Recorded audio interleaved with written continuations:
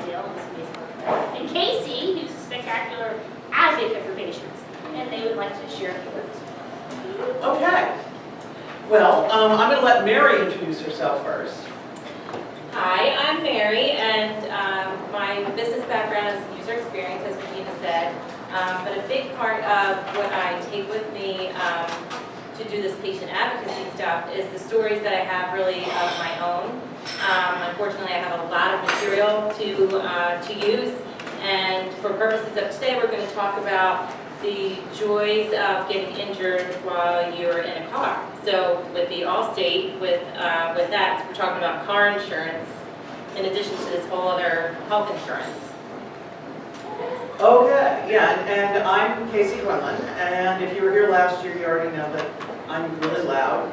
I also have a history of comedy writing, so there's a little of that threaded in here. And I wrote a book about managing medical care called Cancer for Christmas, because that's when I got my cancer diagnosis. Merry Christmas! Not last year, it was several years ago, but it still works as a funny line. And in the time since, I've become devoted to grassroots healthcare policy and open science and cost and transparency, cost and participatory medicine issues. And yes, I just washed my mouth and can't do a thing with it. So, we are now going to take you through the looking glass and down the rabbit hole. Fasten your seatbelts. You know, good luck getting healthcare, as if you could. And to fasten your seatbelts, and I'm going to ask you, is your insurance up to date? I think I blew this thing out. Yeah, there we go. All right. All right, I'm going to play company stooge. Mary's going to be herself. Here we go. At NJM, we care about our policyholders. If you have an accident, follow these important pointers, which don't include anything about if you're injured, because you can't get injured and expect that will help you get back in the shape you were prior to the accident, like you had with your car, right? All right. So, you and your alleged injuries. We've had someone who never met you, or your doctors, review your charts to see if you should still be getting treated. He put all your providers on a dartboard and threw darts to see which records he wanted to review. Then he closed his eyes to pick through what he wanted to read. All your records since 2007 were fair game, including stuff that had nothing to do with your alleged injuries. Okay, wait, what? How is that fair? Or even something you're allowed to do? I mean, all of my records since 2007, including the broken toe I got at the baseball game by walking into a pole, and that knee injury that I had, how in the world is that even relevant? Why not just throw darts at my chest instead of at a dartboard, if that's the way you guys do things? You're accusing me? I'm looking at this. You're accusing me of being a drug seeker by dartboard. We use the darts, then judge you as a drug seeker. It's simpler that way. The doctors we pay to write the report seem to approve the process. Are you kidding me? I mean, how do I how do I appeal this process you have? You have to talk to Helen Waite in our appeals office. And just contact the appeals office and in Trenton and go to Helen Waite. But that was old when I was a child. So yeah, you know, I recycle comedy. It's good, right? Reduce, reuse, recycle. Where was I? Ah, but you have to know that we've already judged you as a drug seeker, so what's the point? The point is that you've tossed a whole lot of records related to different illnesses and accidents all together. You just hunted and pecked your own thing and put this story together, which really, you're trying to make it out that I'm a dope fiend. Here's what actually happened. First, I was rear-ended driving to work at NJM in 2007 by somebody who was uninsured, unlicensed, unregistered, you name it. My car was hit from behind, like it wasn't even my fault. I was so badly wrapped up, I struggled for years to find any solution to help me. I finally gave up in 2010. Then I just thought, you know what is up with this medicine? I'm just gonna go my own route. Went back to work, but then I ended up in the ER with unbearable pain. Unbearable pain. Saying that is a sure sign that you're a drug-seeking dope fiend. What is wrong with you? Well, wait, where was I? Oh, right, back in 2010, I had major neck surgery to save the use of my arm, which left me with a usable arm at least, but more chronic pain. Then I had, okay, you may not want to get in the car with me, but I got rear-ended again in 2012. Again, not my fault. And then I had carpal tunnel surgery due to the accident and still dealing with this chronic pain. I think all these injuries were due to getting rear-ended in a car accident.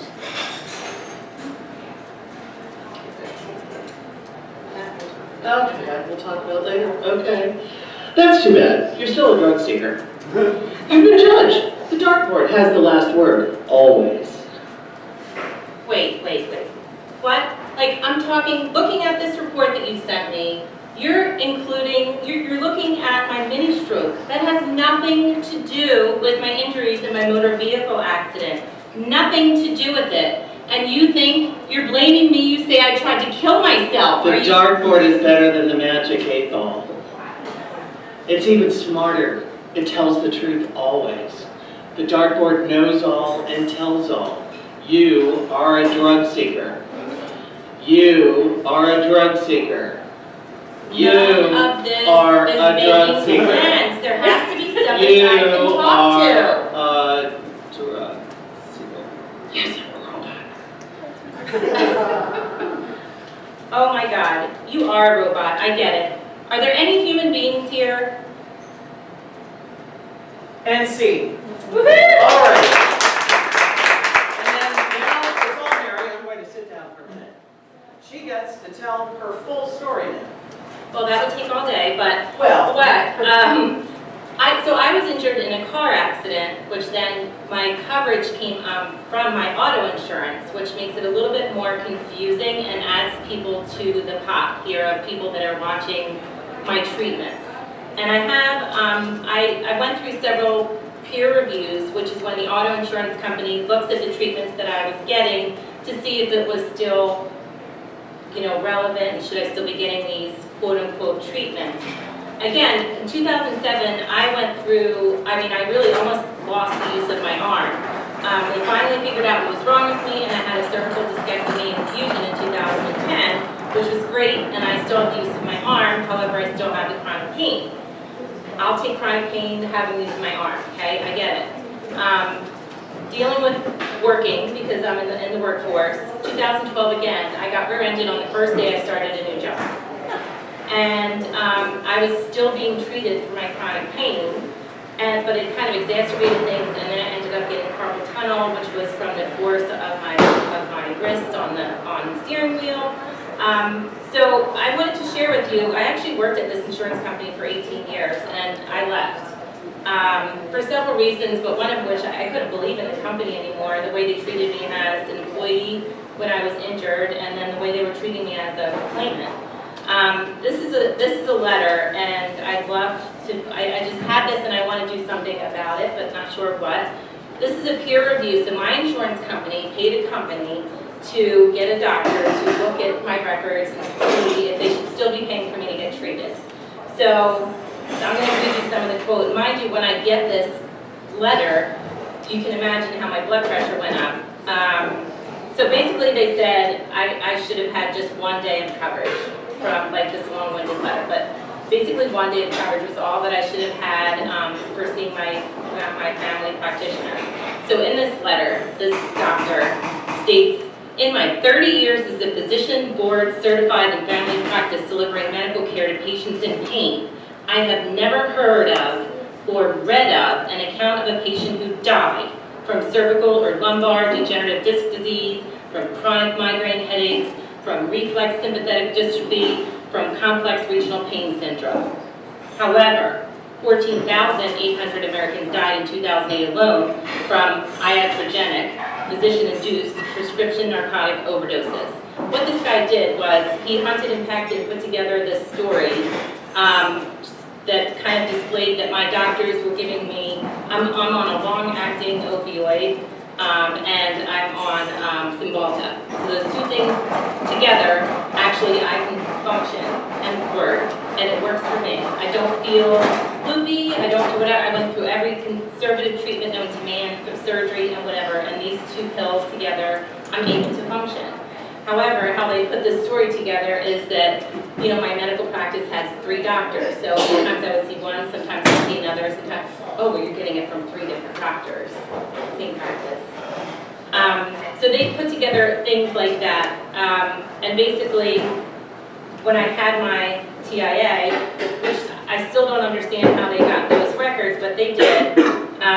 Basically, they were saying that, in my professional medical opinion, Ms. Camp's admission to St. Mary Medical Center may have been the result of a drug overdose.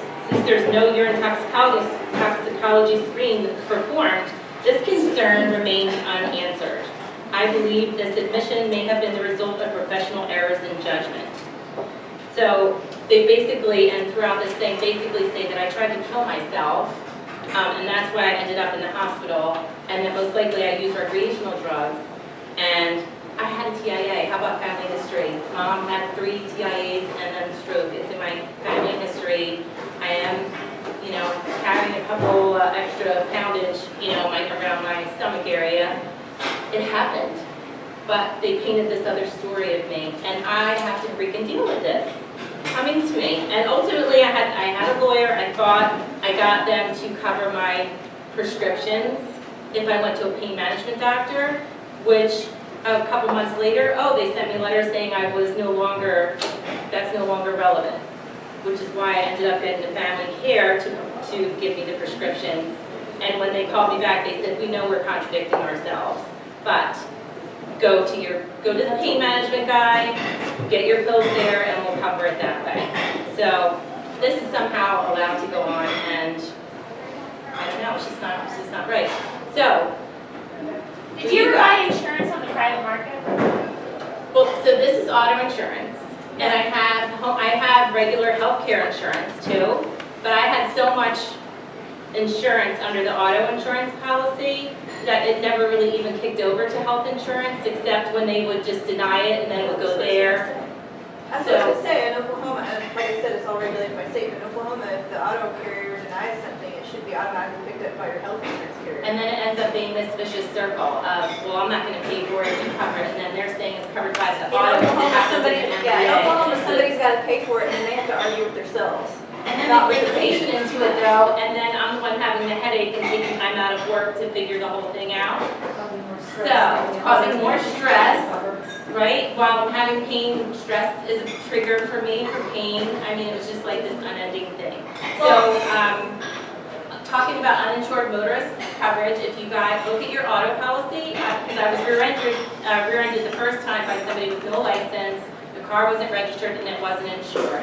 So my policy was the one under uninsured motorist coverage that coverage came out of for bodily injury, which took forever and a day because I needed to get a lawyer with that. But all to the end, I have a lot of different experiences that I had through that really fuel me to want to help others deal with things such as this and get the care to And also redesign the system in a way, because Yes. we'll be talking, Mary will be talking about user experience and user experience design later today, tomorrow. So you'll see Mary again. You'll see me again in a little, but not, we won't be doing, well, there might be some comedy if I can talk Ben into it, but I'll be